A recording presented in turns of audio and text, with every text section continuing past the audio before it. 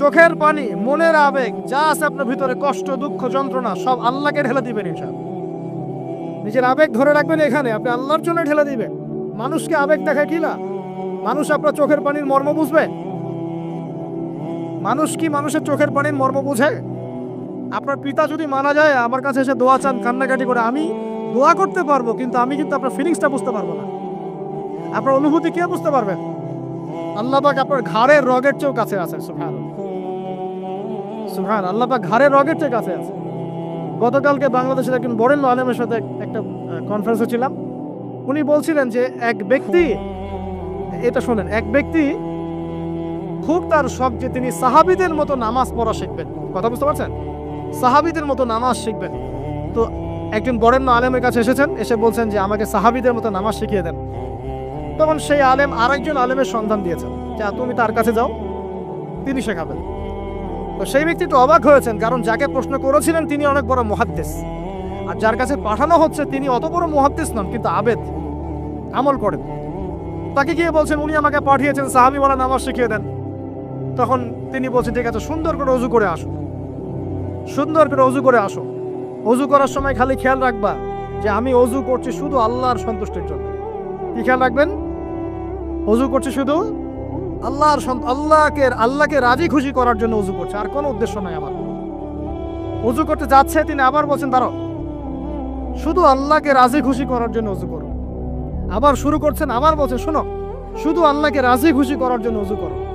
এভাবে বলতেই আছেন। নামাজে দাঁড়িয়ে আছেন, দাঁড়ানোর আগে বলছেন শোনো, শুধু আল্লাহকে রাজি খুশি করার জন্য নামাজ পড়ো। বলতেই আছেন। এক পর্যায়ে সে ব্যক্তি নামাজ শুরু করলো, নামাজে মনোযোগ এদিক ওদিকে যায়, আর তার মাথায় এটা আসে, এই শুধু আল্লাহকে রাজি খুশি করার জন্য আমাকে নামাজ পড়তে হবে, শুধু আল্লাহকে রাজি খুশি করার জন্য নামাজ পড়তে হবে। এই চিন্তা তার মনের মধ্যে ঘুরপাক খাচ্ছে। এভাবে নামাজটা সে শেষ করে চিন্তা করছে যে নামাজ তো পুরোপুরি মনোযোগ দিতে পারলাম না। বারবার মাথার মধ্যে এরকম চিন্তা আসছে, আল্লাহ আমাকে তো মাফ করে দাও, নামাজটা আমার মনে হলো না ঠিক মতো। তখন সে ফিরে এসে সে ওস্তাদকে বলছেন আমার তো নামাজ এরকম করে পড়লাম, কিন্তু শেষমেশ মনে হলো যে নামাজটা হয়তো কবুল হয় নাই, আল্লাহর কাছে খুব মাফ চাইলাম, আল্লাহ আমাকে মাফ করে দাও, নামাজটা মনে হলো না। তখন সেই যে প্রথম ব্যক্তি যিনি পাঠিয়েছেন তিনি বলছেন এটাই হলো সাহাবীওয়ালা নামাজ। তারা আল্লাহকে রাজি খুশি করার জন্য নামাজ পড়তেন, নামাজ শেষ করে আল্লাহর কাছে ইস্তেগফার করতেন, আল্লাহ কিছুই হলো না। আমার কথা কি বুঝতে পারছেন? অতএব আল্লাহকে রাজি খুশি করার জন্য আপনি আপনার আবেগ, আপনার ইবাদত সব ঢেলে দিবেন, অন্য কারো কাছে কিছু পাওয়ার আশা করি। অতএব নামাজ আপনার মাদকের দিকে যাওয়া লাগবে না, নামাজই আপনার হতাশা দূর করে দেবে ইনশাআল্লাহ। 2 নাম্বার আমল হচ্ছে কোরআন তেলাওয়াত। যে ব্যক্তি কোরআন তেলাওয়াত করতে পারে নিয়মিত, তার মনের মধ্যে এই হতাশা, এই ভীরুতা, এই কাপুরুষতা কিচ্ছু আসবে না ইনশাআল্লাহ। আমি গ্যারান্টি দিচ্ছি আপনাকে, হতাশা আসবেই না আপনার মনে যদি আপনি কোরআন বুঝতে পারেন।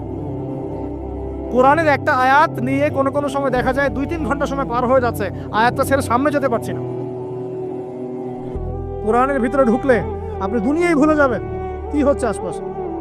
আমি এমন অনেক আলেমকে দেখেছি যে একটা বই, পাতলা একটা বই, আরবি বই নিয়ে পড়া শুরু করেছেন, যে ফজরের পরে জোহরের ওয়াক্ত হয়ে যাচ্ছে, বইটাই শেষ করতে পারেননি।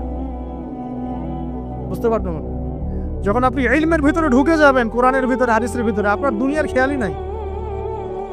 একজন আলেম তিনি এক রাত্রে একটা বই লিখেছিলেন, চটি বই, এক রাত্রের মধ্যে। বলা হচ্ছে তার সম্পর্কে বলা হচ্ছে যে রাতের খাবার তাকে দেয়া হয়েছে যে আপনি এটা খেয়ে নেন, খাবারটা পাশেই আছে,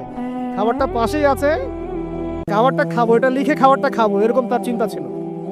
ফজর হয়ে গেছে, বই লেখাও শেষ, খাবার এই অবস্থায় পড়ে আছে, ডুবে গেছেন ভিতরে, খাওয়ার মাথায় খেয়াল নাই।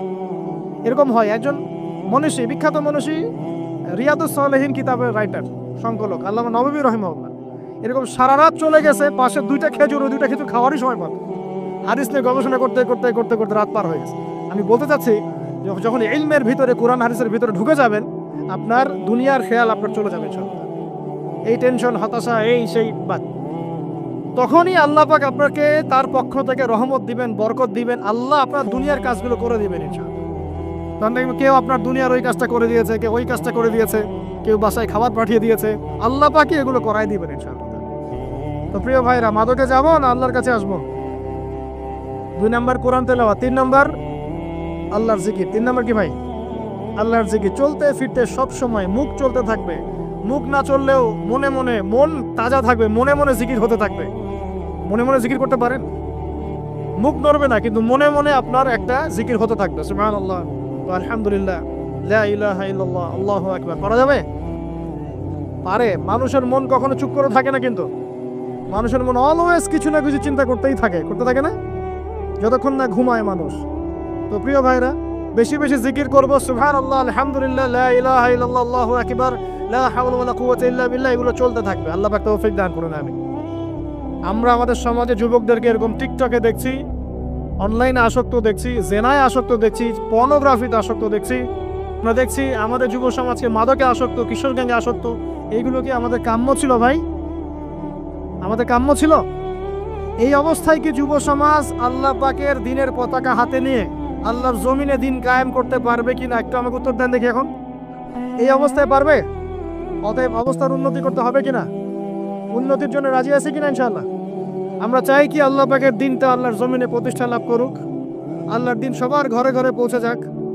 আল্লাহ পাকের দিনের যে সৌন্দর্য সবাই সেটাই, এই সৌরভটা সবাই পাক। আমরা চাই কিনা? সমাজে শান্তি প্রতিষ্ঠা হোক, আবার সেই রাসূলের মতো যুগ চলে আসুক। আমরা চাই কিনা?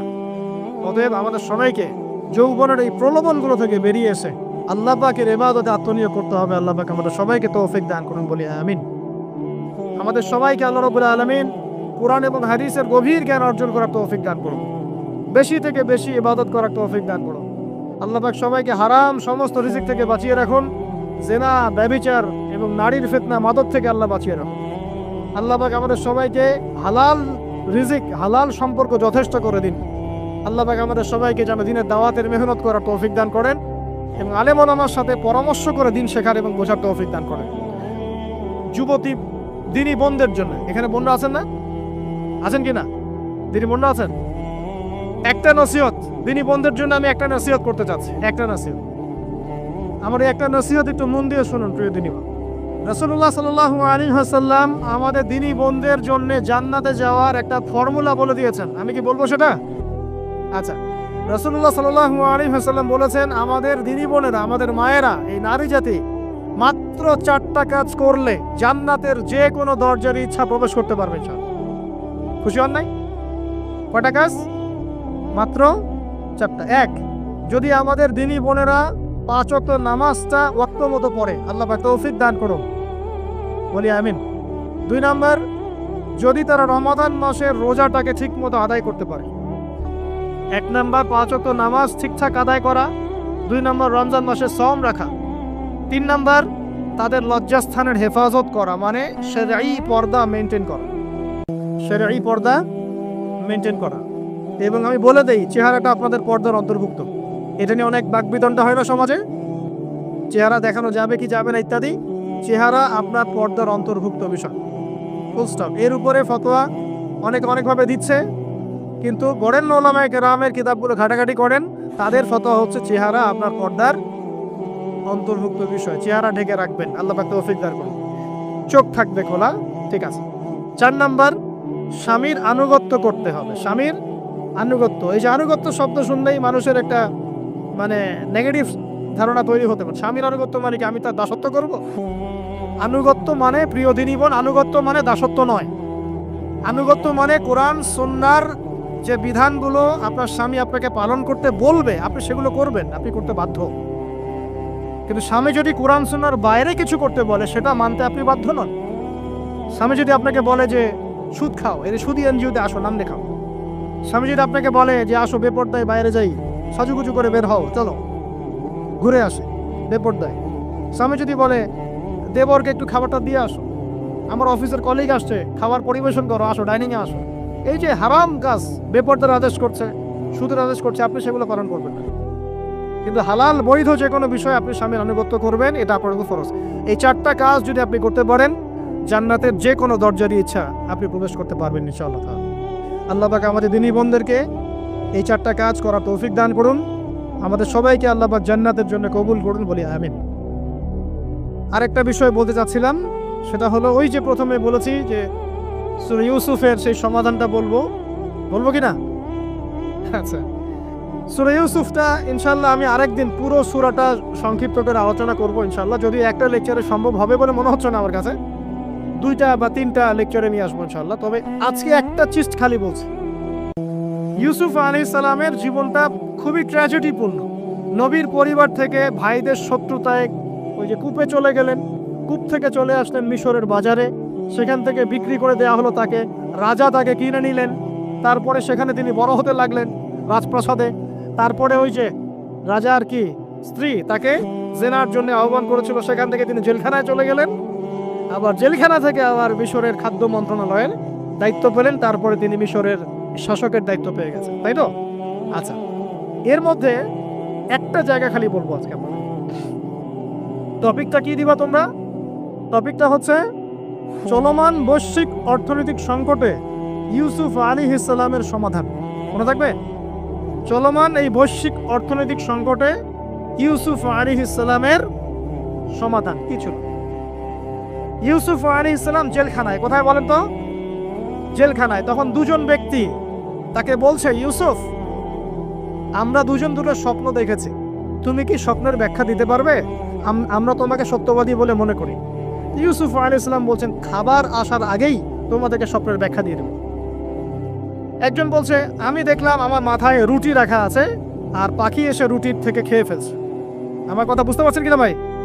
আচ্ছা, 2 নাম্বার দ্বিতীয় ব্যক্তি বলছে, আমি দেখলাম আমি শরাব পান করাচ্ছি আমার মনিবকে।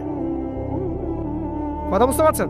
এখন ইউসুফ আলাইহিস সালাম বলছেন, তুমি যে শরাব পান করাচ্ছ মনিবকে, তোমাকে অতি সত্বর মুক্তি দেওয়া হবে ইনশাআল্লাহ।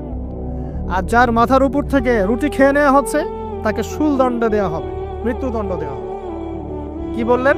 একজনকে দেওয়া হবে মৃত্যুদণ্ড, একজন কি হবে? ছাড়া পাবে। আর যাকে মনে হলো যে ছাড়া পাবে, ইউসুফ আলাইহিস সালাম বললেন, তুমি যখন ছাড়া পাবে তোমার মনিবের কাছে, মালিকের কাছে আমার কথা বলো, আমার কথা আলোচনা করে। কিন্তু শয়তান তাকে ভুলিয়ে দিল, সে আর কথা বলতে পারল। আরো কয়েক বছর চলে গেল, ইউসুফ আলাইহিস সালাম তখনও জেলেই আছে। একদিন এই রাজা স্বপ্ন দেখলেন। কি স্বপ্ন দেখলেন? যে 7টা পাতলা পাতলা গাভী, মোটা মোটা 7টা গাভীকে খেয়ে ফেলছে। 7টা কি গাভী?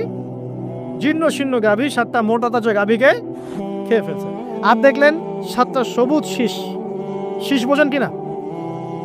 এই ধানের শীষ না, বা সবুজ শীষ। আর দেখছেন শীষ মরে গেলে যেমন দেখায় না একটা রং, এরকম শীষ। এখন রাজা খুব চিন্তিত হয়ে পড়লেন যে আসলে এই স্বপ্নের কি ব্যাখ্যা। তিনি সবাইকে ডেকে বললেন, স্বপ্নের ব্যাখ্যা কি তোমরা জানো? তখন রাজ্য পরিষদের এই যে এমপি মন্ত্রী যারা আছে তারা বলছেন, না এটা কি স্বপ্ন, আর আহলাম, এটা একটা বাজে স্বপ্ন, উদ্ভট স্বপ্ন, আমরা এগুলার মানে জানি না। আমরা হলো তাই তো বলতাম নাকি ভাই? কিন্তু ওই ব্যক্তি স্মরণ হয়ে গেল যে ছাড়া পেয়েছে, আরে ইউসুফ তো স্বপ্নের ব্যাখ্যা দিতে পারে। দৌড়ে গেলেন তিনি জেলখানায়। ইউসুফ আইয়ুহা সিদ্দিক, হে সত্যবাদী নবী ইউসুফ, আমাকে কি এই স্বপ্নের ব্যাখ্যা বলতে পারবেন? 7টা জীর্ণ শীর্ণ গাভী 7টা মোটা তাজা গাভীকে খেয়ে ফেলছে। ইউসুফ আলাইহিস সালাম এই স্বপ্ন শুনে বললেন, ইউসুফ আলাইহিস সালাম শুধু স্বপ্নের ব্যাখ্যাই দিলেন না, বরং এই স্বপ্ন যে সত্য এটা তিনি বিশ্বাসও করলেন। এই স্বপ্ন একটা সমস্যাকে নির্দেশ করছে এটাও বুঝে ফেললেন, এই সমস্যার সমাধানও তিনি দিয়ে দিলেন। বলেন সুবহানাল্লাহ। আমার কথা বলছেন, ইউসুফ আলাইহিস সালাম স্বপ্নের ব্যাখ্যা দিচ্ছেন না, বরং স্বপ্নটা যে সত্য তিনি মেনে নিচ্ছেন, এবং এই স্বপ্নের ফলে একটা সামনে খারাপ সময় আসতে যাচ্ছে এটা তিনি বিশ্বাস করছেন, এবং এর সমাধান তিনি জাতিকে দিচ্ছেন। ইউসুফ আলাইহিস সালাম বলছেন, তোমাদের সামনে 7 বছর দুর্ভিক্ষ হবে। কি হবে বলেন? 7 বছর। সারা বিশ্বের অর্থনৈতিক প্রেক্ষাপট একটু বিবেচনা করেন তো, যে আমরা একটা খারাপ সময় দিকে যাচ্ছি না আস্তে আস্তে, এবং নীরব একটা দুর্ভিক্ষ সারা ওয়ার্ল্ডে চলছে না? করোনার সময় ছিল, ওই সময় একটা সমস্যা ছিল, ইউক্রেন রাশিয়ার ইস্যু ছিল, আরো অনেক ইস্যু আছে, শুধু এগুলো ইস্যু নয়, অপচয় ইস্যু আছে, দুর্নীতি ইস্যু আছে, জুলুম আছে, তারপরে যে পারমাণবিক এই ক্ষেত্রগুলো আছে, বড় বড় পরাশক্তিদের চাপ আছে, অনেক ব্যাপার আছে, রিজার্ভ কমে যাওয়া, অনেক বিষয় আছে। সারা বিশ্ব একটা অর্থনৈতিক মন্দা দেখছে কিনা? ইউসুফ আলাইহিস সালাম বলেন, 7 বছর তোমাদের এখানে প্রচুর ফসল ফলবে। এটা 7টা সবুজ শীষ, প্রচুর ফসল ফলবে তোমাদের এই অঞ্চলের মধ্যে। তোমরা একটা কাজ করো, তোমরা ওই 7 বছরের ফসলের যতটুকু অংশ তোমাদের না খেলে নয়, অতটুকু দিয়ে তোমরা তোমাদের জনগণের চাহিদা পূরণ করো, আর বেশি অংশটাকে রিজার্ভ করে রেখে দিও। আমার কথা বুঝতে পারছেন? ইউসুফ আলাইহিস সালাম বলছেন না যে স্বপ্নটা সত্য, তিনি সমাধান দিচ্ছেন উল্টা। এটা তো হবে সামনে, স্বপ্ন সত্য মিথ্যা তো দূরের কথা, এটা সামনে হতে যাচ্ছে।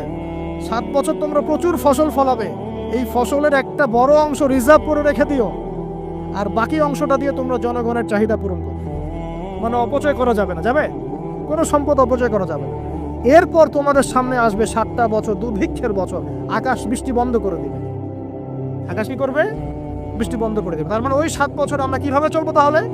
এই যে রিজার্ভ করেছি, এই রিজার্ভ বা সঞ্চিত সম্পদ দিয়ে আমরা 7 বছর চলবো। এরপরে আল্লাহ রাব্বুল আলামিন 8ম বছরে আকাশ থেকে বৃষ্টি বর্ষণ করবেন, আবার ফসল ফলবে। কথা কি বুঝতে পারছেন? এই ব্যাখ্যা অন্যরা দিতে পারলো না, ইউসুফ আলাইহিস সালাম দিতে পারলেন। এই ব্যক্তি দৌড়ে গিয়ে রাজাকে বলল, এই হলো স্বপ্নের ব্যাখ্যা। রাজা ইউসুফ এই স্বপ্নের ব্যাখ্যা দিয়েছে। রাজা কত বিচক্ষণ ছিলেন, রাজা সত্য মিথ্যা চিনতেন, তিনি বুঝতেন যে আসলেই সত্য কাকে বলে, মিথ্যা কাকে বলে। এই আমার এমপি মন্ত্রীরা শোনো, তোমরা কেউ সমাধান দিতে পারো নাই, ইউসুফ সমাধান দিয়েছে।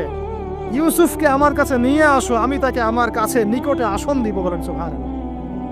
এবার ইউসুফ আলাইহিস সালামকে ডেকে তিনি সম্মানিত করলেন, সম্মানিত করে বললেন যে কোন দায়িত্ব দিলে তুমি আমাদের এই রাজ্যটাকে বাঁচাতে পারবে এই দুর্ভিক্ষের হাত থেকে। ইউসুফ আলাইহিস সালাম নিজে বলছেন, আমি হচ্ছে বিশ্বস্ত মানুষ, আমি হচ্ছে রাজুলুন আমিন, আমি বিশ্বস্ত এবং আমি আস্থাভাজন। আমাকে আপনি খাদ্য মন্ত্রণালয়ের দায়িত্ব দেন, ইনশাআল্লাহ আমি এই প্রবলেমগুলো সলভ করবো ইনশাআল্লাহ। এরপর তাকে দায়িত্ব দেওয়া হলো খাদ্য মন্ত্রণালয়ের। 7 বছর তিনি এরকম পলিসি গ্রহণ করলেন, মিশরের লক্ষ লক্ষ মানুষ পরবর্তী 7 বছরের দুর্ভিক্ষ থেকে বেঁচে গেল। কোরআন তো মূল্যায়ন করি না আমরা, আর কোরআনের কথা যারা বলে ওদেরকেও মূল্যায়ন করি না। এই জন্য আমরা বলছি, বর্তমান চলমান অর্থনৈতিক সংকটের সবচেয়ে বড় বড় সমাধান হচ্ছে এক, ভাই জনগণ হই আর সরকার হই, কোনো সম্পদ অপচয় করা যাবে না। আমরা সম্পদ অপচয় করি না? আপনি অজু করেছেন, আপনি 1 বালতি পানিকে অজু করেছেন, ট্যাপ ছেড়েছেন, মসজিদের 1 বালতি পানি চলে গেছে, কেন পানি অপচয় করবেন? আমাদের 5টা ফ্যানের দরকার নেই বাসায়, আপনি 5টা ফ্যান চালাচ্ছেন কেন? আপনি ঘর থেকে বের হলেন, ফ্যান চলছে, কেন চলছে? ঘর মুছেছেন, ফ্যান ছেড়ে দিয়েছেন, ওই যে পাখা বাতাসও শুকাবে মাটি, কেন? এসি চালিয়েছেন, 24 ঘন্টা চালানোর কি দরকার? 2 ঘন্টা চালিয়ে বন্ধ করলে হয়। বিদ্যুতের ব্যাপার, গ্যাসের ব্যাপার, তেলের ব্যাপার, আমরা কি কম অপচয় করি মনে হচ্ছে আপনার কাছে? আমরা প্রচুর অপচয় করি, আর আমরা জনগণের সাধু না, আমরা বেশি অপচয় করি। আমরা অপচয় করি না ভাই, প্রমাণ আপনি নিজের বাসায় পাবেন। পানির অপচয়, আপনার তেলের অপচয়, আপনার গ্যাসের অপচয়, আপনার বিদ্যুতের অপচয়, এগুলোর উপর কঠিন আইন করা দরকার। অপচয় করলে শাস্তি দিতে হবে, অপচয় করা যাবে না। অপচয় কমালে কি হবে? আমরা সম্পদ বেশি রিজার্ভ করতে পারবো। এই যুগে কি কি সম্পদ রিজার্ভ করলে আমরা সচ্ছল হতে পারবো, এই হেদায়েতগুলো আপনাকে ওই সোকল প্রোটেস্ট্যান্ট মৌলবীরা দিতে পারবে না ইনশাআল্লাহ তাআলা, কারণ তাদের কাছে ইকোনমিক্সের জ্ঞান নাই। এই যুগে যদি আমরা গ্যাস রিজার্ভ করতে পারতাম, তেল রিজার্ভ করতে পারতাম, গোল্ড রিজার্ভ করতে পারতাম, সিলভার রিজার্ভ করতে পারতাম, এবং যে কারেন্সি সারা ওয়ার্ল্ড ওয়াইড চলছে এখন, এগুলোকে রিজার্ভ করতে পারতাম, এবং জনগণের যতটুকুতে প্রয়োজন এতটুকু সাপ্লাই করে বাকিটা রিজার্ভ করে রাখতে পারতাম, আসন্ন সময়ে এটা দিয়ে আমরা বৈশ্বিক সংকট মোকাবেলা করতে পারতাম। আমার কথা রাগ করলেন? আমি কি কারো শত্রু, কোন দলের লোক? আমি আপনাদের জাতির একজন, আপনার দিনই ভাই, আপনার শুভাকাঙ্ক্ষী, এবং আপনি আর আমি, আমরা ভাইয়ের মতো, নিজের মতো, নিজের ভাইয়ের মতো। আপনার গায়ে আঘাত থাকলে আমি কষ্ট পাবো, আপনাকে কেউ গালি দিলে আমি কষ্ট পাবো। আমাদের জনগণের ক্ষতি হলে আমাদের বুক কাঁদবে না? জনগণের ক্ষতি হলে, দুঃখ দুর্দশা হলে আমাদের বুক কাঁদা উচিত, উচিত কি না? আমাদের সবাইকেই যার যার দায়িত্ব পালন করতে হবে। আমরা অপচয় বন্ধ করে দেবো ইনশাআল্লাহ তাআলা। আমি আপনাদের ভাই, এবং আমি আপনাদেরকে মহব্বত করি। আমরা জেনার পথে যাব না, আমরা হালাল সম্পর্কে থাকবো ইনশাআল্লাহ। যখন আপনি জেনায় চলে যাবেন, আপনার কলব থেকে আল্লাহ নূর নষ্ট হয়ে যাবে। এটা এমন একটা পাপ যেটা করার পর মানুষ আল্লাহর সামনে মাথা তুলে দাঁড়াতে পারে না, লজ্জায় চোখ নেমে যায়, ইবাদতে স্বাদ পায় না। যখন হারাম সম্পর্কে, ফ্রি মিক্সিং, এগুলোতে মানুষ থাকে, ইবাদতে মানুষ স্বাদ পায় না। দিনের পর দিন ইবাদত করে, মনোযোগ আসে না, মন লাগে না, চোখ দিয়ে একটু পানি বের হয় না, আল্লাহর জন্য কাঁদতে পারে না, কারণ মনের মধ্যে তো নূর নাই। আর যখন একটা মেয়ে বেপরদায় থাকে, সে অনেক ইবাদত করলেও অনেক ইবাদত করলেও তার এই বেপরদায় থাকার কারণে সমাজের বহু মানুষের চোখের জেনা হয়ে যায়। এ থেকে ওই সব মানুষের পাপের ফল এই মেয়েটাকে ভোগ করতে হয়। এবং মানুষের চোখের বদনজর লাগে, ওই মেয়ে অসুস্থ হয়ে পড়ে মানসিকভাবে, শারীরিকভাবে। আমি আমাদের যুবক ভাই এবং যুবতীদের বোনদেরকে রিকোয়েস্ট করব, আল্লাহর ওয়াস্তে চরিত্রটাকে পবিত্র রাখার চেষ্টা করুন। আল্লাহ পাক তৌফিক দান করুন। এই যুবকে আল্লাহ পাক আরশের ছায়া দিবেন, যে একটা মেয়েকে পেয়েও আল্লাহর ভয় তাকে ভোগ করে নাই। আল্লাহ পাক এরকম যুবক ঘরে ঘরে তৈরি করুন। তাহলে কি করবেন ভাই? হালাল উপার্জনের ব্যবস্থা করবেন, ব্যাস সরাসরি বিয়ে করে ফেলবেন। পরিবারকে বোঝানোর চেষ্টা করবেন, না বুঝলে আন্দোলন শুরু করবেন যে আমি জেনা করতে চাই না, আমি বিয়ে করতে চাই, বিয়ে আমার দেওয়ানি লাগবো, এরকম। ব্যাস তারপর দেখবেন বাপ মা কেমন করে বিয়ে না দেয়। আল্লাহ সাহায্য করবে ইনশাআল্লাহ। আল্লাহ আমাদের যুবক ভাইদেরকে চরিত্র হেফাজত করার স্বার্থে বিয়েকে সহজ করে দিন। আমি আবার কাউরে নিয়ে পালায় যায় না, ওই কাজ করতে যায় না কিন্তু আবার, ঠিক আছে? কারণ এভাবে কোর্টে গিয়েও যদি একটা মেয়ে বিয়ে করে, এই বিয়ের জায়েজ না জায়েজ নিয়ে অনেক কথা আছে। অতএব এইসব ঝুঁকির মধ্যে যাবেন না, বাসায় বোঝানোর চেষ্টা করবেন। আর এক শ্রেণীর ব্যক্তি আছে যাদেরকে আল্লাহ পাক আরশের ছায়া দিবেন। তারা কারা? যারা গোপনে আল্লাহকে স্মরণ করে কাঁদতে পারে, বলি সুবহানাল্লাহ। এখন এই দুটো হাদিসের মধ্যে যুবকদের অবস্থান কি পেয়েছেন? আচ্ছা, আরেকটা শোনাই এবার। নবী সাল্লাল্লাহু আলাইহি ওয়াসাল্লাম বলেছেন, 5টা জিনিস আসার আগেই 5টা বিষয়কে মূল্যায়ন করো। 1, তোমার বার্ধক্য আসার আগেই তোমার যৌবনকে মূল্যায়ন করো। যৌবনের গুরুত্ব পেলেন তো এবার? তোমার মৌত আসার আগেই তোমার জীবনকে মূল্যায়ন করো। সচ্ছল থাকা অবস্থাতেই অসচ্ছলতাকে মূল্যায়ন করো, অসচ্ছলতা আসার আগেই সচ্ছলতাকে মূল্যায়ন করো। অসুস্থতা আসার আগেই সুস্থতাকে মূল্যায়ন করো। এবং এই যে কথাটা বললাম যে তোমার বার্ধক্য আসার আগেই যৌবনকালটাকে মূল্যায়ন করো। এই হাদিসগুলোর মধ্যে আমরা সংক্ষিপ্ত পরিসরে যৌবনকালের গুরুত্ব পাচ্ছি কিনা ভাই? এখন এই যৌবনকালটা আমাদের কাটানো উচিত আল্লাহ পাকের ইবাদতের মধ্য দিয়ে। এই যৌবনকালটা আমাদের কাটানো উচিত কয়েকটা বিষয়ের মধ্য দিয়ে। তার মধ্যে আমি 10টা পয়েন্ট আপনাকে বলবো। কয়টা ভাই? 10টা। 1, এই যৌবনকালে সবার আগে আমাদের কর্তব্য হচ্ছে দ্বীনের ইলম অর্জন করা। কি করা ভাই? দ্বীনের ইলম অর্জন বলতে আমি কি বোঝাচ্ছি? দ্বীনি ইলম অর্জন বলতে আপনাকে আমি বোঝাচ্ছি যে কমপক্ষে কোরআনটুকু তেলাওয়াত করতে শিখুন, হাদিসগুলো পড়তে শিখুন, ইসলামী বইপত্র পড়াশোনা করুন, পাশাপাশি জেনারেল সাবজেক্টগুলো পড়াশোনা করুন। এদিকে আপনি এগিয়ে যান, এদিকেও এগিয়ে যান, দুই দিকে আগাতে থাকেন। এর পাশাপাশি বরেণ্য ওলামায়ে কেরামদের সোহবতে থাকার চেষ্টা করেন। যারা রিনাউন্ড এবং বরেণ্য ওলামায়ে কেরাম, তাদের সোহবতে থাকার চেষ্টা করেন। ইলম অর্জনের অনেক ধাপ আছে। শুরু করেন কোরআন তেলাওয়াত দিয়ে, তারপরে আস্তে আস্তে হাদিসে যান, কোরআনের তাফসীরে যান, ইতিহাস পড়েন, ইসলামের ইতিহাস পড়েন, ইসলামিক অর্থনীতি পড়েন, রাসূলের জীবনী সিরাত পড়ে দেখেন, ইসলামিক ফিকহের বইগুলো পড়ে দেখেন। আস্তে আস্তে গ্র্যাজুয়ালি আপনি সামনে যাবেন। এই সিলেবাসটা আপনি কোত্থেকে পাবেন? এই সিলেবাসটা দেখবেন প্রত্যেক জেলায় জেলায় বরেণ্য কওমি ওলামায়ে কেরাম আছেন না, তাদের সাথে পরামর্শ করবেন, আপনাকে সুন্দর সিলেবাস করে দেবে ইনশাআল্লাহ। এইভাবে আপনি পড়াশোনা করবেন এবং ওস্তাদের সাথে থেকে পড়াশোনা করবেন। একা একা সব কিছু করা যায়? একা একা সব কিছু করা যায় না। একটা সিলসিলা লাগে, একটা ওস্তাদের সোহবত লাগে, নাকি? একা একা কি কোরআন সুন্নাহ সব বুঝে ফেলতে পারবেন আপনি? তাই মনে হয়? কখনোই না। অতএব বরেণ্য আলেমদের সোহবত লাগবে, আবার আপনার চেষ্টাও লাগবে। আল্লাহ পাক তৌফিক দান করুন। এই যৌবনকালের প্রথম কাজ কি ভাই? ইলম অর্জন করা। 2 নাম্বার, এই যৌবনকালে আমরা যে পরিমাণ ফিজিক্যালি ফিট থাকি, শরীরে শক্তি থাকে, উদ্যম থাকে, আমাদের বয়সটা 40-50 হয়ে গেলে সেটা থাকবে না। থাকবে? অতএব এই যৌবনকালে বেশি বেশি ইবাদত করতে থাকেন। আল্লাহ পাক তৌফিক দান করুন। এই যৌবনকালে 5 ওয়াক্ত নামাজ তো পড়বেনই, এর পাশাপাশি নফল নামাজগুলো পড়ার চেষ্টা করবেন। এর পাশাপাশি আপনি চেষ্টা করবেন তাহাজ্জুদের ওয়াক্তে একটু নামাজ পড়ার জন্য, কমপক্ষে 2 রাকাত, কমপক্ষে 2 রাকাত, অ্যাটলিস্ট 2 রাকাত নামাজ তাহাজ্জুদের সময় পড়ার চেষ্টা করি। আল্লাহ আমাকে তৌফিক দেখ, আপনাদের সবাইকে তৌফিক দান করুন। ওই সময় আপনি যে দোয়াই করবেন আল্লাহর কাছে কবুল হবে ইনশাআল্লাহ। যে দোয়াই করবেন আল্লাহ কবুল করবেন ইনশাআল্লাহ। যদি আপনার রিজিকটা কি হয়?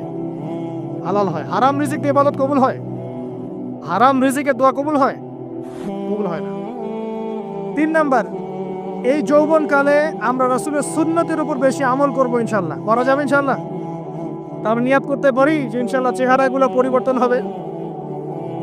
চেহারা পরিবর্তন মানে কি? হ্যাঁ, দেখা যাবে না? এখনো গজায় নাই। প্রত্যেক সপ্তাহে আপনাকে নবীর সুন্নতের উপর এরকম করে কুরবানি এবং জবাই করতে কে বলেছে? নবী সাল্লাল্লাহু আলাইহি ওয়াসাল্লামের সুন্নতকে জবাই করাটা কি ভালো কাজ? হ্যাঁ বলেন তো। আমরা তো এমন অনেক নাপিত ভাইদেরকে চিনি যারা এই ধরনের বক্তব্যগুলো শুনে আলহামদুলিল্লাহ জীবন পরিবর্তন করেছেন। তার দোকানে লিখে দিয়েছেন এখানে চুল কাটা হয়, দাড়ি শেভ করা হয় না। খুশি হন নাই?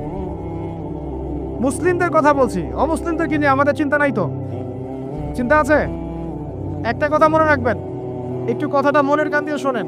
দাড়ি হচ্ছে একমাত্র ভিজিবল সুন্নত। দাড়ি হচ্ছে একমাত্র ভিজিবল সুন্নত। ভিজিবল মানে কি? যা দেখা যায়।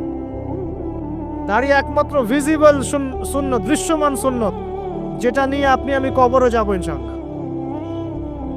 আর কোন সাইন দেখে বোঝার বুদ্ধি নাই এই ব্যক্তি কত বড় মুসলিম, কত বড় সুন্নতের পাবন ছিল। খালি কপালের সেজদার দাগ আর চেহারার দাড়ি বাকি থাকবে। কথা বুঝতে পারছেন ভাই? নিয়াত করা যায় একটু দাড়ি ছেড়ে দিব, নাকি দাড়ি রাখলে চাকরি পাবেন না? দাড়ি রাখলে মেয়ে দিবে না নাকি? তো যে মেয়ে দাড়ি রাখলে বিয়ে করতে চায় না তাকে বিয়ে করারও দরকার নাই। আর দাড়ি রাখলে যে চাকরি আপনাকে ছাড়তে হয় ওই চাকরিও করার দরকার নেই। চাকরির মধ্যে সব রিজিক আপনার মনে হয়? রিজিকের সবচেয়ে বড় অংশ আছে কিসের মধ্যে? বিজনেসের মধ্যে। যারা বিজনেস করে তাদের আন্ডারেই লক্ষ লক্ষ মানুষ চাকরি করে। বাংলাদেশে যে ইকোনমিক সিস্টেম, এই ইকোনমিক সিস্টেমের মূলে কারা জানেন? ব্যবসায়ীরা। কারা? বড় বড় ব্যবসায়ীরা। এমন অনেক ব্যবসায়ী আছেন যাদের একজনের জাকাতের টাকা দিয়ে একটা গ্রামের মানুষকে খাওয়ানো যায়। বিশ্বাস করছেন না? ইকোনমিক তো আমার সাবজেক্ট, আমরা পড়েছি এগুলো, পড়াশোনা করেন দেখেন। বিজনেস, এরপরে আছে ক্রিয়েটিভ কোনো প্রজেক্ট, এমন কোনো প্রজেক্ট যেটা এখন পর্যন্ত কেউ লঞ্চ করে নাই। এখন অনলাইনে অনেকে আয় করেন না, আজকে থেকে 20 বছর আগে মানুষ এটা করেছিল। এখন অনেক মানুষ বাহির থেকে পড়াশোনা করে দেশে এসে এই যে ডেইরি প্রজেক্ট করছে, পোলট্রি করছে, নতুন নতুন অনেক প্রজেক্ট করছে না? কৃষিভিত্তিক অনেক কাজ করছে। তারা কি সচ্ছল না? আমি একজন ভাইয়ের কথা জানি যিনি আলহামদুলিল্লাহ আল্লাহর এই অধম বান্দার ওয়াজ শুনে সুদের চাকরি ছেড়ে দিয়েছিলেন। চাকরি ছেড়ে দিয়ে তিনি চায়ের বিজনেস শুরু করেন, চায়ের বিজনেস। তো ইদানিং জানলাম তিনি এখন মানুষকে টাকা ধার দেন। মাশাআল্লাহ, তিনি এখন মানুষকে টাকা ধার দেন চায়ের ব্যবসা করেই। আর আমাকে তো এখনো মানুষের কাছে হাত পাততে হচ্ছে। কথা বুঝতে পারেন নাই? আল্লাহ পাক তাকে সুদ ছেড়ে দেওয়ার জন্য সচ্ছল করে দিয়েছেন। এই ওসিলা দিয়েই তিনি সচ্ছল হয়েছেন আলহামদুলিল্লাহ। রিজিক কার হাতে? এটা বিশ্বাস করেন, রিজিক আল্লাহর হাতেই। আল্লাহ পাক চাইলে আপনাকে বেহিসাব রিজিক দিবেন ইনশাআল্লাহ। অতএব সুন্নতকে বিসর্জন দিয়ে নয়, সুন্নতে থাকেন, আল্লাহ পথ খুলে দিবেন ইনশাআল্লাহ। আল্লাহ পাক তৌফিক দান করুন। যুবক ভাইদেরকে বলছিলাম, তাহলে প্রথম কাজ আমাদের ইলম অর্জন করা, তারপরে কি ভাই? নামাজের পাবন্দ হওয়া, আর নামাজ ফরজের পাশাপাশি নফলগুলোও চর্চা করা। 3 নম্বর বলেছি রাসূলের সুন্নতের উপর একদম ইস্তেকামা, দৃঢ়ভাবে আমল করা। আর সুন্নত শিখতে হলেই তো 3 দিনের জন্য বেরিয়ে যান, 7 দিনের জন্য, 40 দিনের জন্য বেরিয়ে যান। সুন্নত শিখিয়ে আপনাকে বাসায় পাঠাই দিবে ইনশাআল্লাহ। পড়াবে না? অনেক মানুষ মনে করে যে তাদের ওখানে গেলে আমার আকীদা নষ্ট হয়ে যাবে। হ্যাঁ, তাই না? তারা বিভ্রান্ত। হ্যাঁ, নাউজুবিল্লাহ। স্বপ্নে পাওয়া ধর্ম, অনেকে টিটকারি মারে, স্বপ্নে পাওয়া ধর্ম। এইসব ডেঙ্গের ছাতার মতো আদর্শের দিকে মুখ ফিরাবেন না। মাকবুল জামা, যেগুলো মাকবুল জামা, ক্লাসিক্যাল ইসলাম, এর মধ্যে থাকেন, আপনি বিভ্রান্ত হবেন না ইনশাআল্লাহ। তারা আপনাকে কখনো খারাপ কাজে আদেশ করেছে? কত চোর ডাকাত মদখোর মানুষ সেখানে গিয়ে 5 ওয়াক্ত নামাজি হয়ে গেছে, সুদের ব্যবসা ছেড়ে দিয়েছে, মাদক ছেড়ে দিয়েছে, আল্লাহর ওলি হয়ে গেছে আলহামদুলিল্লাহ। তো আপনাকে তারা সুন্নত শিখিয়ে বাসায় পাঠিয়ে দিবে। এছাড়া আপনি অন্যভাবে শিখতে চলে শিখবেন, সমস্যা কি? যদি মাদ্রাসায় পড়ার তৌফিক থাকে তাহলে পড়বেন। সবাই কি মাদ্রাসায় পড়ার তৌফিক পাবে? পাবে না। নিঃসন্দেহে কিছু মানুষ তৌফিক পাবে, কিছু মানুষ হয়তো পাবে না। যারা পাবে না তারা দিন শিখবে কিভাবে? এভাবেই তো শিখবে। সুন্নতের উপর আমল করতে হবে, এটা সবচেয়ে বড় কথা। আল্লাহ পাক আমাদের সবাইকে সুন্নাহর উপর আমল করে তৌফিক দান করুন। 4 নম্বর ভাই, যৌবনকালে আমরা আমাদের সময়গুলোকে মূল্যায়ন করবো ইনশাআল্লাহ। কথা বুঝতে পারছি ভাই? সময় মূল্যায়ন কেমন? আপনার দিন রাতের একটা রুটিন থাকবে, এলোমেলো লাইফ লিড করবেন না। এই যে আমরা, আল্লাহ মাফ করুক, আমরা এখন 3টায় 2টায় 4টায় ঘুমাই, 12টা 1টা 2টায় উঠি, নাউজুবিল্লাহ। এতে করে কি আমাদের রুটিন লাইফটা ঠিক আছে? আমাদের খাওয়ার ঠিক নাই, আমাদের ঘুমের ঠিক নাই, আমাদের মানে খাবারের যে অভ্যাস, খাদ্যাভ্যাসও ঠিক নাই। আমরা একটু খেলাধুলা আগে করতাম, সেটাও এখন করি না। সারাদিন ফোন নিয়ে বসে থাকি, আর এই যে ইউটিউব ফেসবুকে বসে থাকি। গোল হয়ে বসে লুডো খেলে, গোল হয়ে কি করে? লুডো খেলে, অনলাইনে গেমস খেলে, অনলাইনে পাবজি খেলে, ফ্রি ফায়ার খেলে। আগে তো তাও ছেলে পেলে একটু ফুটবল খেলতো, ক্রিকেট খেলতো, আমরাও তো খেলেছি। ওই সময় তাও আলহামদুলিল্লাহ আমাদের ফিজিক্যাল ফিটনেস অনেক ভালো ছিল। এখন ওগুলো বাদ দিয়ে যে মানুষ পর্নোগ্রাফি দেখছে, লুডো খেলছে, পাবজি খেলছে, ফ্রি ফায়ার খেলছে, সারাদিন অনলাইনে বসে অথর্বর মতো বসে আছে, এটা কি ভালো হচ্ছে? এই জন্য অ্যাটলিস্ট ফজরের নামাজ পড়ে জিকির আজগার করে পড়াশোনা করে আধা ঘন্টা 1 ঘন্টা একটু খেলাধুলা করলে কি সমস্যা? একটু ফুটবল খেলেন, দৌড়াদৌড়ি করেন, জগিং করেন, একটু ব্যায়াম করেন। আল্লাহ পাক আপনাদের যৌবনে বরকত দান করুন, আমিন। এই কাজগুলো করতে হবে কি না? ভালো না খারাপ? করেন। আর নিয়মতান্ত্রিক লাইফ লিড করবো আমরা, নিয়মতান্ত্রিক। আমার জীবনে একটা রুটিন থাকবে, এই রুটিনের বাইরে যাব না। পড়াশোনার রুটিন থাকবে, খেলার বা এক্সারসাইজ রুটিন থাকবে, খাওয়া দাওয়ার রুটিন থাকবে, দাওয়ার রুটিন থাকবে, আমি আলেম ওলামাদের কাছে যাব, এই রুটিন থাকবে। একটা রুটিন লাইফ লিড করবেন, এলোমেলো জীবনযাপন করবেন। আল্লাহ পাক আমাকেও তৌফিক দান করুন, আপনাদের সবাইকে তৌফিক দান করুন। কয়টা বলেছি ভাই? বলেন। 6 নাম্বার, যৌবনকালে সবচেয়ে বেশি বেঁচে থাকবো নারীর ফিতনা থেকে। কি থেকে ভাই? যৌবনকালে সবচেয়ে বেশি বেঁচে থাকবো কি থেকে? একটা হাদিস বলি, নবী সাল্লাল্লাহু আলাইহি ওয়াসাল্লাম বলেছেন, মা তারাকতু বা'দি ফিতনাতান আদাররু আলা রিজালি মিনান নিসা। আমি আমার পরে, নবীজি বলছেন, আমি আমার পরে পুরুষদের জন্য নারীদের চেয়ে ভয়ঙ্কর কোনো ফিতনা রেখে যাই নাই। কেমন ফিতনা?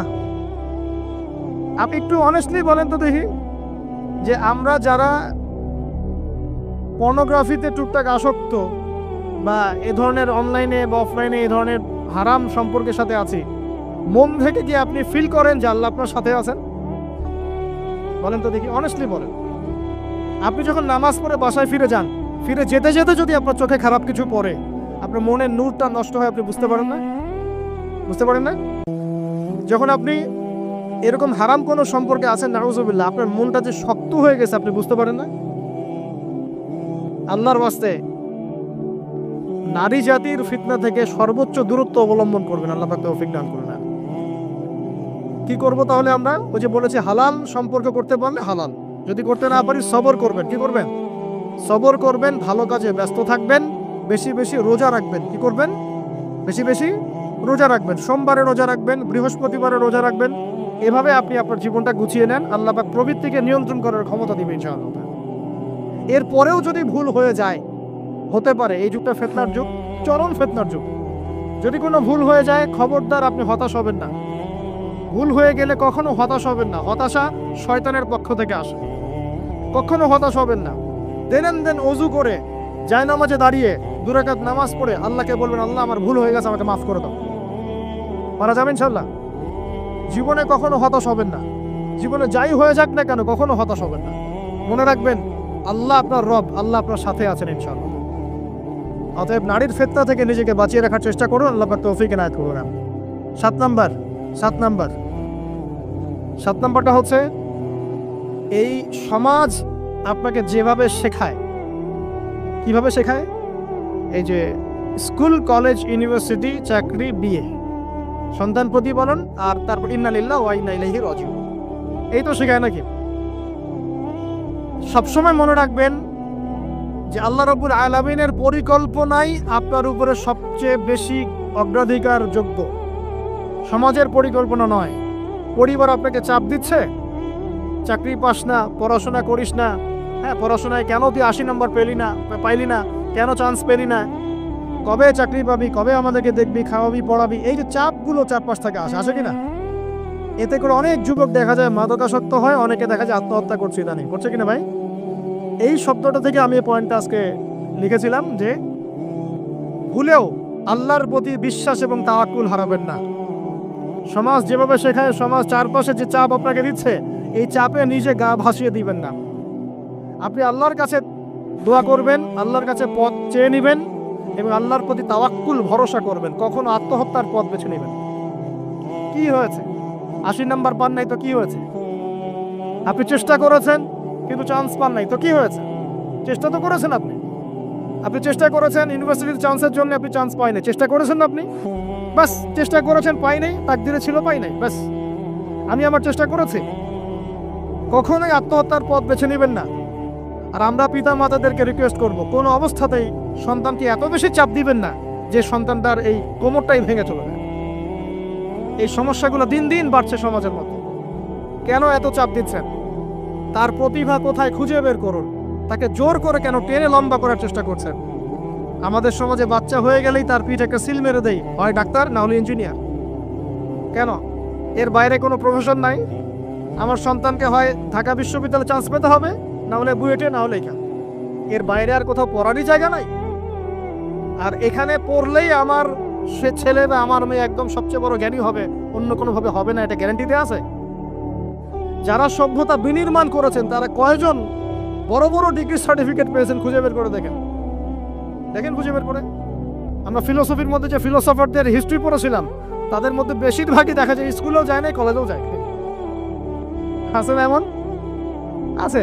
আমি বলছি না আপনারা যাবেন না, আমি বলছি জ্ঞানের মানদণ্ড এটাই নয় যে আমার সার্টিফিকেট অর্জিত হয়েছে।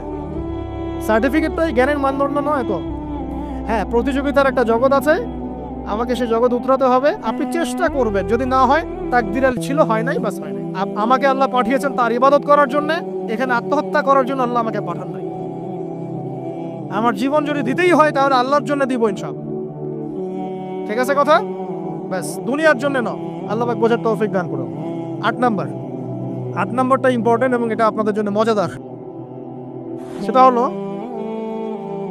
8 নাম্বারটা বেশি ইম্পর্টেন্ট। এটা হচ্ছে দিনের পথে চলার ক্ষেত্রে আপনি অনেক রকম মতবাদ পাবেন সামনে। কেউ বলবে আমারটা সঠিক, কেউ বলবে না ওরটা নয়, আমারটা সঠিক, কেউ বলবে না আমার দলটা সঠিক, কেউ বলবে না ওর সংগঠন সঠিক। এগুলো আপনার কান ভারী করে ফেলবে একদম। তখন মনে হবে যে আগেই ভালো ছিলাম রে ভাই, নামাজ পড়তাম না। এখন নামাজ পড়া শুরু করে দেখলাম যে আরে হাতটা বাঁধবো কোথায়, এটাই তো ফিক্স করতে পারতেছি না। কারণ আমার কিছু তো অভিজ্ঞতা আছে ভাই, নাকি ভাই? ওর আলোকে একটা কথা বল, সেটা হলো সমাজে কিছু ইখতিলাফি মাসআলা আছে, এই মাসআলাগুলো কানেও ঢুকাবেন না। আপনি ইবাদতের মধ্য দিয়ে আল্লাহকে পাওয়ার চেষ্টা করবেন।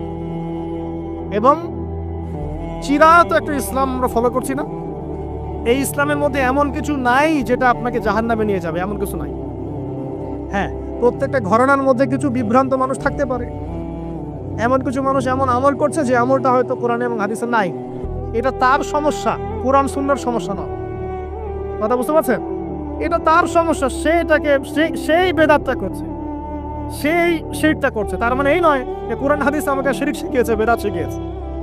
কোরআন এবং হাদিসে যেটা আছে এটা সুন্দর এবং এটা চিরায়ত একটা ক্লাসিক্যাল ইসলাম আমাদের কন্টিনেন্টে আছে, বাংলাদেশেও আছে। এখানে থাকলে আপনি বিভ্রান্ত হবেন না ইনশাআল্লাহ তাআলা। বরেণ্য ওলামায়ে কেরামদের কাছে গিয়ে অন্তত একজন হকপন্থী আলেমের সাথে পরামর্শ করে আপনি আমল করার চেষ্টা করবেন। আর যে বিষয়গুলো নিয়ে ইখতিলাফ আছে এইগুলো নিয়ে সমাজে মতপার্থক্য সৃষ্টি করে সমাজটাকে বিভক্ত করতে যায় না। আল্লাহর ওয়াস্তে মসজিদ ভাগ করতে যায় না, সমাজকে ভাগ করতে যায় না। জাতিগত ঐক্যটা রক্ষা করেন, আল্লাহ পাক বোঝার তৌফিক দান করুন। আর যদি মানুষের মধ্যে খারাপ কিছু দেখি, ওই খারাপ কিছু বিষয়টা আমি এড়িয়ে যাবো ইনশাআল্লাহ। আর কোনটা ভালো কোনটা খারাপ আমি বুঝবো কিভাবে? আমি 10 জন আলেমের সাথে পরামর্শ করবো, ব্যাস। আমি এত বড় আলেম নই, তাহলে আমি 10 জন আলেমের সাথে পরামর্শ করবো যে হুজুর এই বিষয়টা চলছে, এটা সম্পর্কে আসলে বিষয়টা কি। একটা ঘরানার দিকে কখনো আপনি সাম্প্রদায়িকভাবে বায়াসড হয়ে যাবেন না। আপনি আপনার চিন্তাটাকে লিবারেল রাখবেন, হকটা যেখানে পাবো সেটা নিব ইনশাআল্লাহ। এমন নয় যে উনি বলেছেন বলেই হক, আর কারোটা নিব না, ওনারটাই নিব, এভাবে চিন্তা করবেন না। হক যেখানে আছে সেখানে যাবেন আপনি ইনশাআল্লাহ। আল্লাহ পাক আমাদেরকে বোঝার তৌফিক দান। আর যে ইখতিলাফগুলো আছে এগুলো নিয়ে সমাজকে বিভক্ত করতে যায় না, মতানৈক্য নিয়েই ঐক্য হবে ইনশাআল্লাহ তাআলা। আল্লাহ পাক আমাদেরকে কথাটা বোঝার তৌফিক দান। আর শেষের দুটো হলো যৌবনকালে আমরা আমাদের পরবর্তী জীবনের প্রস্তুতি গ্রহণ করবো ইনশাআল্লাহ। কারণ বার্ধক্যের জীবনে আপনি কিন্তু এই কাজগুলো এখন করতে পারছেন, সেগুলো পরে পারবেন না। অতএব এই সময়ই আপনি আপনার রিজিকের একটা অংশ সঞ্চয় করার চেষ্টা করুন। একটু সাস্টেইনেবল অ্যাসেট করার চেষ্টা করুন, যাতে পরবর্তী বয়সে গিয়ে আপনাকে দিনের দিকে কাজ করার জন্য দুনিয়ার ফিতনায় পড়তে না হয়। আল্লাহ পাক আপনাদেরকে হালাল রিজিকের ব্যবস্থা করে দিন, আমি দোয়া করি, আল্লাহুম্মা আমিন। আর সবশেষ যেটা বলতে চাচ্ছিলাম, দেখুন যৌবনকালে আমরা যা করতে পারবো অন্য সময় পারি না, তাই এই যৌবনেই ইলম অর্জন করে আল্লাহ পাকের দিনের এই দাওয়াতের মেহনত আমরা শহরে শহরে, গ্রামে গঞ্জে, জেলায় উপজেলায়, প্রত্যন্ত অঞ্চলের সমস্ত জায়গায় পৌঁছে দিব ইনশাআল্লাহ। যৌবনকালে আমরা বেশি বেশি দাওয়াতি কাজ করার চেষ্টা করবো, আল্লাহ পাক তৌফিক দান করুন। যতটুকু জানেন, আপনি এতটুকু জানেন না যে নামাজ পড়তে হয় 5 ওয়াক্ত, তাহলে নিজে পড়েন, মানুষকে নামাজের দাওয়াত দেন। আপনি এতটুকু জানেন না যে ভাই সুদ খাওয়া হারাম, জানেন কি না ভাই? ব্যাস আপনি মানুষকে বলেন যে ভাই হালাল খাই, সুদ না খাই। আপনি এতটুকু জানেন না যে জেনা করা হারাম, বাস আপনি আপনার বন্ধুকে দাওয়াত দেন, ভাই জেনার দিকে যাস না এবং হারাম অ্যাফেয়ার্সে যাস না। যতটুকু জানেন অতটুকু মানুষের কাছে পৌঁছে দেন, আল্লাহ পাক তৌফিক দান করুন। যুবক ভাইদেরকে আমি এই 10টা নসিহত করলাম আজকে, এই নসিহতগুলো একটু মেনে চলেন, যৌবনটা সুন্দর হবে ইনশাআল্লাহ। এছাড়া অনেক নসিহত আছে, এগুলো ওই যে বইগুলোর নাম বলে দিয়েছি, আল্লামা তাকি উসমানী হুজুরের যে বইগুলো, এগুলো পড়েন, ইনশাআল্লাহ দেখবেন আরো অনেক হেদায়েত আপনি পাবেন। মোটা দাগে কথা হচ্ছে ইলম অর্জন করতে হবে। রাজি আছে কিনা ভাই? রাজি আছে কিনা বলেন? ইলম অনুযায়ী আমল বাড়িয়ে দিব, রাজি আছে কিনা? হকপন্থী ওলামায়ে কেরামের সাথে পরামর্শ করে চলবো, রাজি আছে কিনা? আমরা যৌবনকালে হালাল রিজিক অন্বেষণের চেষ্টা করবো, রাজি আছে কিনা? যৌবনের সময়কে বিন্যাস করে চলবো, এলোমেলো জীবনযাপন করবো না, রাজি আছে কিনা? নারীদের ফিতনা থেকে বেঁচে থাকার চেষ্টা করবো, রাজি আছে কিনা? আগামী দিনের জন্য, ইসলামকে এগিয়ে নেওয়ার জন্য দাওয়াতের মেহনত করবো, রাজি আছে কিনা? আচ্ছা, এখন আসেন, এগুলো আমাদের করণীয় ছিল, আমাদের যুবকরা এখন করছে কি সেটা শোনেন। আমাদের যুবকরা এখন কিশোর গ্যাং করছে, কিশোর গ্যাং। কি করছে? আপনাদের পরিবারের কর্তা যারা আছেন তাদেরকে আমি একটু রিকোয়েস্ট করবো, আপনার সন্তানের দিকে খেয়াল রাখেন। আপনার সন্তানকে যত ছোট মনে করছেন, আপনার সন্তান এখন এত ছোট নয়। কিশোর বয়সে সে এমন পাপও করে ফেলেছে যা আপনি এখনো করেন নাই। কিশোর বয়সে এমন এমন পাপ করা তার শেষ যা আপনি এখনো চিন্তাও করতে পারেন না। অতএব সন্তানকে শুধু গায়ে গতরে বড় করলে হয় না। আমরা যে সন্তানকে মানুষ করার জন্য নিজের ঘাম ছেড়ে দিচ্ছি, মানুষ করার অর্থ হচ্ছে ওর আত্মাটাকে গড়ে তোলা, শুধু দেহটাকে গড়ে তোলা নয়, তার আত্মাটাকে গড়ে তোলো। সন্তানটাকে খেয়াল রাখেন। ঢাকা শহরে কিশোর গ্যাংয়ের দৌরত্বে টেকা যাচ্ছে না, রাস্তাঘাটে ছিনতাই করছে, মাদক সেবন করছে, মানুষের সম্পদ মোবাইল দুপ করে কেড়ে নিয়ে দৌড় দিচ্ছে, এক গ্যাং আরেক গ্যাংয়ের সাথে মারামারি করছে। এগুলো শিখছে কোত্থেকে? এগুলো শিখছে আপনার ওই যে অপসংস্কৃতি দেখে দেখে। পশ্চিম থেকে, আমাদের পার্শ্ববর্তী থেকে অনেক অপসংস্কৃতি ঢুকছে ভিতরে, ওটা দেখে দেখে দেখে দেখে শিখছে কি করতে হয় না। দুইটা গ্যাং তৈরি করছে এবং সিনেমাতে যেমন দেখানো হয় সে নিজেকে ওই রকম করে চিন্তা করা শুরু করেছে। এই কনসেপ্টগুলো মানুষ পাচ্ছে কোথায়? নাটক সিনেমা থেকে পাচ্ছে। একটা দল ক্রিয়েট করেছে, সে সেই দলের নেতা হয়েছে, আরেক দল তাকে মারতে আসছে, সে আবার তাকে মারতে যাচ্ছে। এই যে জিনিসগুলো, এগুলো নাটক সিনেমায় দেখানো হচ্ছে না এখন? যুবকরা শিখছে কোত্থেকে এগুলা? বাংলাদেশের মেয়েদেরকে একসময় শেখানো হয়েছে তুমি সুন্দর না, তুমি কি না, তাদের মনে ঢোকান তুমি সুন্দর না, আরো সুন্দর হতে চাও, আরো সুন্দর হতে চাও, এই ক্রিম মাখো সুন্দর হয়ে যাও। এই একটা কনসেপ্ট ঢুকিয়ে দিছে মাথায়, তুমি সুন্দর না, তোমাকে আরো সুন্দর হতে হবে। আল্লাহ তোমাকে যে সৌন্দর্য দিয়েছেন এটা যথেষ্ট না, অন্যরা আরো অনেক বেশি সুন্দর, তুমি সুন্দর না, এই ক্রিম মাখো সুন্দর হবে। এই করতে করতে করতে ক্রিমের ব্যবসা শুরু হলো। বাণিজ্য, সবকিছুর পিছনে কি থাকে? বাণিজ্য, আর কিছু না। তারপর শুরু হলো যে পার্লার, অমুক ক্রিম তমুক ক্রিম, অমুক সোনো, এই সেই, বাস মেয়েরা পাগল হয়ে গেল। বাস নতুন নতুন আমরা আমাদের সংস্কৃতি ধারণ করে যে কাপড় চোপড়গুলো পরি, কিছু মানুষ শেখালো এর চেয়ে এই ফ্যাশনটা ভালো, এটা পরো। বাস ঈদে ঈদে নতুন নতুন ফ্যাশন আসা শুরু করলো। আরে পাঞ্জাবি পায়জামা পরো তো আমাদের বাপদাদাদেরই সুন্নত, বাঙালিদেরই সুন্নত। সব বাদ দিয়ে এখন আমরা কি শুরু করেছি দেখেন তো? এগুলো কিন্তু মিডিয়া দিয়ে আপনাদেরকে ঢোকানো হয়, মিডিয়া থ্রু দিয়ে। আমরা দেখছি এখন যুবকরা, বহু যুবক মাদকাসক্ত হয়ে যাচ্ছেন, হচ্ছেন কিনা? কিসের এত হতাশা ভাই? কি হয়েছে? আপনার গার্লফ্রেন্ড আপনাকে ছেড়ে চলে গেছে? তা গেছে না হয়তো, কি হয়েছে? কি হয়েছে? গার্লফ্রেন্ড ছেড়ে চলে গেছে তো কি হয়েছে? আল্লাহ পাকের জমি নাকি মেয়ের অভাব নাকি? আরে শেষ জামানে একজন ছেলের পিছনে 40টা মেয়ে ঘুরবে। 40টা মেয়ে ঘুরবে না, আসলে সরি ফর দ্য ল্যাঙ্গুয়েজ, 40 জন নারীর দায়িত্ব একটা ছেলেকে নিতে হবে শেষ জামানায়। মানে মা, বোন, ফুপু, খালা, স্ত্রী, এই সব মিলে 40 জন কাঁধে উঠে যাবে। এখন ঘরে ঘরে মেয়েদের সংখ্যা বাড়ছে না? নবীজি বলেছেন শেষ জামানায় মেয়েদের সংখ্যা বাড়বে, ছেলেদের সংখ্যা কমবে। কমছে কিনা ছেলেদের সংখ্যা?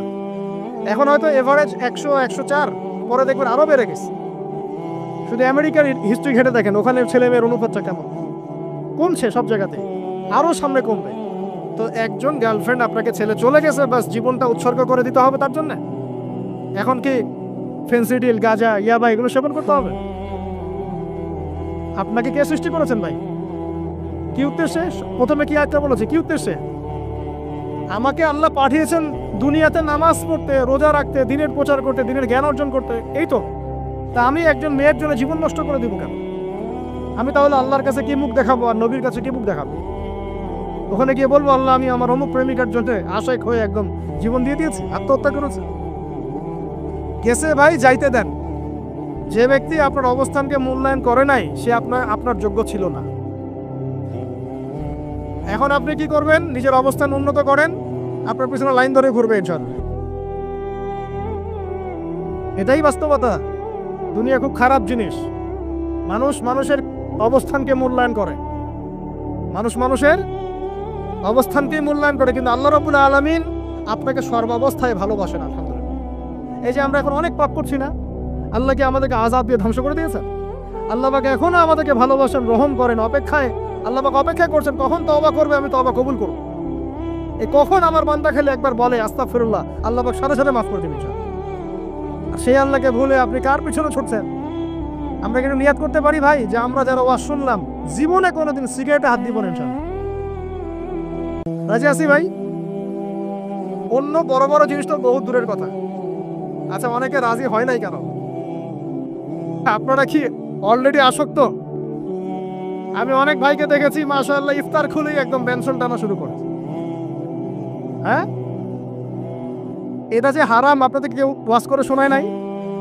এটাকে কি মনে করেন আপনারা, হারাম না হালাল? কেউ বলেছে মাকরু, নাকি মাকরু ফতোয়া দিয়েছে? মাকরু শব্দের অর্থ জানেন আপনি? মাকরু শব্দের অর্থ কি একটু শোনেন। সূরা বনী ইসরাইল খুলবেন। কোন সূরা? সূরা বনী ইসরাইল। আল্লাহ পাক বলছেন আমি বনু ইসরাইলকে এই কাজগুলো করতে নিষেধ করেছিলাম। কোন কোন কাজ? জেনা করো না, জেনার ধার কাছে যেও না, এতিমের মাল আত্মসাৎ করো না, শিরিক করো না, ইত্যাদি। যারা আলেম আছেন তারা আমার কথা বুঝবেন। এই কাজগুলোর পরে আল্লাহ পাক বলছেন যে এই প্রত্যেকটা কাজ আল্লাহর কাছে মাকরুহ, অপছন্দের। কিসের? অপছন্দের। আর এটাকে আপনি সহজ মনে করছেন? নিয়াত করি আল্লাহ পাকের সন্তুষ্টির জন্য আমরা কোনোদিনও মাদকের সাথে সম্পৃক্ত হব না ইনশাআল্লাহ। আর বিশ্বাস করেন, শুধুমাত্র মাদকদ্রব্য নিয়ন্ত্রণ অধিদপ্তর এই আইন কানুন এগুলো দিয়ে, জরিমানা দিয়ে মানুষকে মাদক ছাড়ানো যাচ্ছে না, যাবে না। কেন যাবে না এটা আপনারা খুব ভালো করেই জানেন, আমি বলতে চাচ্ছি না। অনেক সময় মাদক বিরোধী কনসার্ট করে মানুষ, মাদক বিরোধী কনসার্টে ওঠার আগে এক বোতল ডাইল খেয়ে আসে আগে।